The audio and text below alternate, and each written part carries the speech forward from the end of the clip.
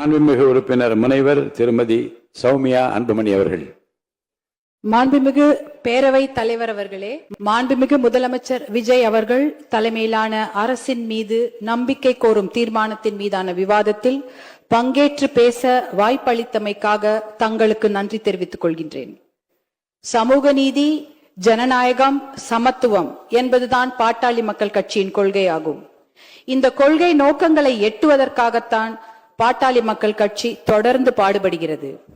போதையில்லாத தமிழ்நாடு, சமூக நீதி மற்றும் வளர்ச்சியில் சிறந்த புதியதோர் தமிழகம் படைப்போம் என்பதுதான் பாட்டாளி மக்கள் கட்சியின் நிலைப்பாடு ஆகும். பாட்டாளி மக்கள் கட்சியின் கொள்கைகளும் நோக்கங்களும் எப்போதும் தமிழ்நாட்டின் நலனை முன்னிறுத்துபவையாகும். தமிழ்நாட்டில் 69% இட ஒதுக்கீட்டை பாதுகாக்க சமூக நீதி கணக்கெடுப்பு எனப்படும் சாதிவாரி சர்வே நடத்த வேண்டும். அதன் அடிப்படையில் அனைத்து சமூகங்களுக்கும் விகிதாச்சார பிரதிநிதித்துவம் அளிக்கப்பட வேண்டும். பெண்களின் பாதுகாப்பையும் முன்னேற்றத்தையும் உறுதி செய்ய வேண்டும். முழு மதுவிலக்கு மற்றும் போதைப் பொருட்களை முற்றிலுமாக ஒழிக்க வேண்டும்.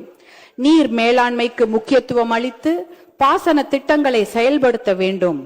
அனைத்து வேளாண் விளை பொருட்களுக்கும் விலை நிர்ணயம் செய்தல், கொள்முதல் செய்யப்படுவதை உறுதி செய்தல், உழவர்களின் வாழ்க்கை தரத்தை உயர்த்துதல், தரமான திறன் சார்ந்த கல்வி இலவசமாக வழங்கப்படுவதை உறுதி செய்தல், இளைஞர்களுக்கு அரசு மற்றும் தனியார் வேலை வாய்ப்புகளை உருவாக்கி வழங்குதல், தனியார் வேலை வாய்ப்புகளில் 80 விழுக்காட்டை தமிழக இளைஞர்களுக்கு வழங்க சட்டம் இயற்றுதல், அனைவருக்கும் தரமான மருத்துவம் இலவசமாக வழங்கப்படுவதை உறுதி செய்தல், சுற்றுச்சூழலை பாதுகாத்தல், சதுப்பு நிலங்கள் ஆக்கிரமிக்கப்படுவதை தடுத்து நிறுத்துதல், மணல், கிரனைட், கருங்கல் உள்ளிட்ட கனிம வளங்கள் கொள்ளையடிக்கப்படுவதை தடுத்தல், தமிழ் மொழி வளர்ச்சி, கலாச்சாரம் ஆகியவற்றை பாதுகாத்தல் ஆகியவைதான் பாட்டாளி மக்கள் கட்சியின் நோக்கங்கள் ஆகும். மாண்புமிகு முதலமைச்சர் அவர்கள் தலைமையிலான ஆளுங்கட்சியும் சட்டப்பேரவை தேர்தலுக்கு முன்பாக வெளியிட்ட தேர்தல் அறிக்கையில் பாட்டாளி மக்கள் கட்சியின் கொள்கைகள், நோக்கங்கள் ஆகியவற்றுக்கு ஒத்துப்போகும் வகையில்தான் வாக்குறுதிகளை வழங்கியது.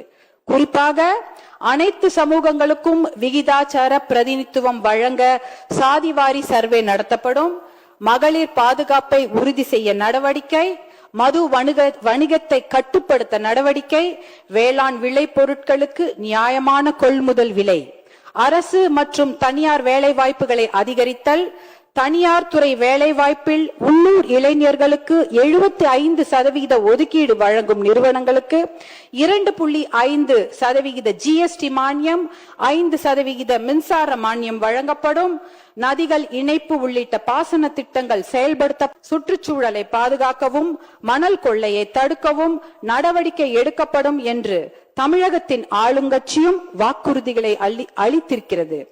தமிழகத்தின் முதலமைச்சராக பொறுப்பேற்ற மாண்புமிகு விஜய் அவர்கள் சட்டம் ஒழுங்கை பாதுகாப்பதற்கான நடவடிக்கைகள் குறித்து விவாதித்த பின் வழிபாட்டு தலங்கள், பள்ளிகள், மக்கள் கூடும் இடங்கள் ஆகியவற்றுக்கு அருகில் உள்ள 717 மதுக்கடைகளை அடுத்த 2 வாரங்களுக்குள் மூட ஆணையிட்டிருக்கிறார். அந்த நடவடிக்கையை பாட்டாளி மக்கள் கட்சி வரவேற்கிறது, பாராட்டுகிறது. மது ஒழிக்கப்பட வேண்டும் என்பதற்காகத்தான் 40 ஆண்டுகளுக்கும் மேலாக நாங்கள் போராடி வருகிறோம். உச்ச நீதிமன்றம் வரை சென்று சட்ட போராட்டம் நடத்தி தேசிய அளவில் 90,000 மதுக்கடைகளையும் 90,000 வைன் ஷாப்ஸ், தமிழ்நாட்டில் 3,321 மதுக்கடைகளையும் மூடியது பாட்டாளி மக்கள் கட்சி தான். தமிழ்நாட்டில் முழுமையான மதுவிலக்கையும் போதைப் பொருள் ஒழிப்பையும் மேற்கொள்ள அரசு நடவடிக்கை எடுத்தால் அதை பாட்டாளி மக்கள் கட்சி வரவேற்கும். மாண்புமிகு பேரவைத் தலைவர் அவர்களே, எனக்கு ஒரு ஆசை. என்னுடைய பேர குழந்தைகள் வளர்ந்து வரும்பொழுது போதை இல்லாத, மது பழக்கம் இல்லாத தமிழகம் உருவாகி இருக்க வேண்டும்.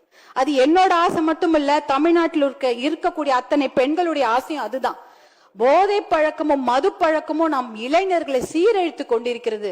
நம்ம குழந்தைங்க வளரும் போது எப்படி வருவாங்களோ, ஒழுக்கமாக இருப்பார்களா என்பதே இன்று சந்தேகத்திற்குரிய ஒரு நிலைமையில தான் நம்மளுடைய தமிழகம் தள்ளாடி கொண்டிருக்கிறது. இது என்னுடைய ஆசை மட்டுமில்ல, எல்லாருடைய தாய்மார்களுடைய ஆசையும் அதுதான்.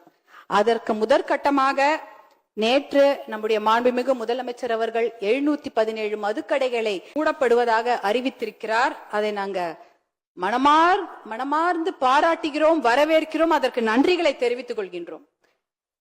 ஏன்னா நான் இந்த நேரத்தில் என் மீது அன்பு வைத்து பாசம் வைத்து என்னை இந்த சட்டப்பேரவைக்கு தேர்ந்தெடுத்த தர்மபுரி தொகுதி மக்களுக்கு என்னுடைய கோடானு கோடி நன்றிகளை இந்த நேரத்தில் தெரிவித்துக் கொள்கின்றேன்.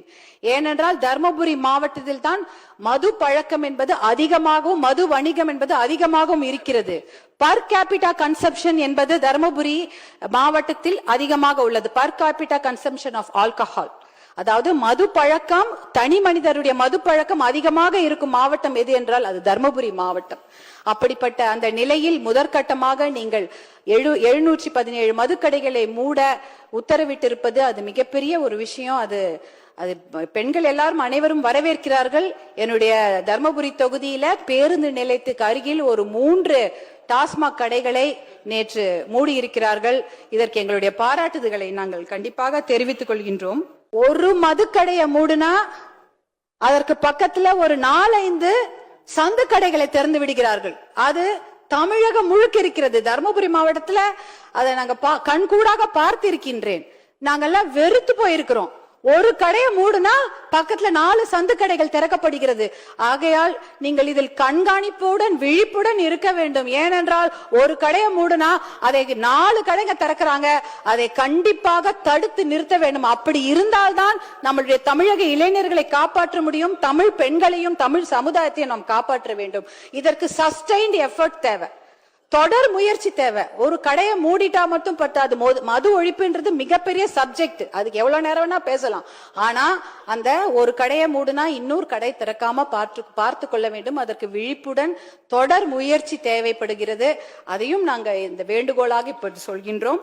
அடுத்ததாக பாத்தீங்கன்னா, என்னை போன்ற பெண்கள் படிப்பதற்கும் கல்லூரிக்கு போவதற்கும் வேலைக்கு போவதற்கும் இது போல சட்டமன்றத்தில் பேசுவதற்கும் ஏன் ஓட்டுரிமை பெறுவதற்கு கூட எத்தனை நூற்றாண்டுகள் ஆகிவிட்டது. எத்தனையோ நூற்றாண்டுகள் அந்த மாதிரி பெண்கள் வெளியே வர முடியாத ஒரு நிலைமை. ஆனா இன்னைக்கு அதையெல்லாம் மீறி பெண்கள் வந்து சாதித்திருக்கிறார்கள். படிக்கிறாங்க, கல்லூரிக்கு போறாங்க, வேலைக்கு போறாங்க. இப்படி மாமன்றத்தில் வந்து பேசக்கூடிய அத்தனை விஷயங்களும் நடந்து கொண்டிருக்கிறது. ஆனால் இந்த போதை பழக்கம், மது பழக்கம் இருக்கும் போது எந்த பெண்களுக்கும் பாதுகாப்பு இல்லாத ஒரு நிலைமை. டாஸ்மாக் கடையை தாண்டும் போது ஒரு பெண்ணும் தலை குனிந்துதான் போவாங்க. ஏன் தெரியுங்களா? அந்த பக்கத்துல தலை நிமிந்து பார்த்தா யாராவது ஐ கான்டாக்ட் வந்துருச்சுன்னா என்ன மாதிரி விமர்சனங்களை தாங்க வேண்டுமோ, எப்படி கேலி பண்ணுவாங்களோ, யாராவது தப்பா சொல்லுவாங்களோ, பேசுவாங்களோன்னு பயந்து கொண்டு தலை குனிந்து போய் கொண்டிருப்பார்கள். இந்த பக்கம் அந்த பக்கம் பார்க்கவே மாட்டாங்க, அப்படியே போவாங்க. ஏன் இந்த நிலைமை? ஒரு வீட்டுல இருந்து வெளியில வரத்துக்கே எங்களுக்கு இவ்வளவு நாள் ஆச்சு. திருப்பி எங்களை கொண்டு போய் வீட்டுல உட்கார வைக்கிற அந்த நிலைமையை கொண்டு வந்தது இந்த போதை பழக்கம் தான், மது பழக்கம் தான். இந்த கற்காலத்துக்கே எங்களை கூட்டிக் கொண்டு போய் விடுவார்களோ என்ற பயம். ஏனென்றால் இன்றைக்கு பெண்கள் பாதுகாப்பு மிகப்பெரிய கேள்விக்குறியாக இருக்கிறது. வெளியில படிக்கிறதுக்கு அனுப்புறதுக்கு பயம், ஹாஸ்டலுக்கு அனுப்புறதுக்கு பயம், வேலைக்கு வெளியூருக்கு அனுப்புறதுக்கு பயம். வேலைக்கு போன பொண்ணு பத்திரமா பேருந்துல இருந்து வீட்டுக்கு வருவாங்களா, இல்ல தொடர் வண்டி நிலையத்துல ஏதாவது நடக்குமா, பத்திரமா இரவு வீடு வந்து சேருவார்களா, இப்படி எதற்கு எடுத்தாலும் பயம் பயம் பயம்தான். ஏன்னா அந்த அளவுக்கு போதை பழக்கம், மது பழக்கம், இதனால் பெண்கள் பாதுகாப்பு மிகப்பெரிய அச்சுறுத்தலுக்கு ஆளாகி இருக்கிறது. இதை தடுப்பதற்காக சிங்கப்பெண் என்ற ஒரு தனி பிரிவை முதலமைச்சர் அவர்கள், மாண்புமிகு முதலமைச்சர் அவர்கள் ஏற்படுத்தி இருப்பதற்கு எங்களுடைய மனமார்ந்த நன்றியை தெரிவித்துக் கொள்கின்றோம்.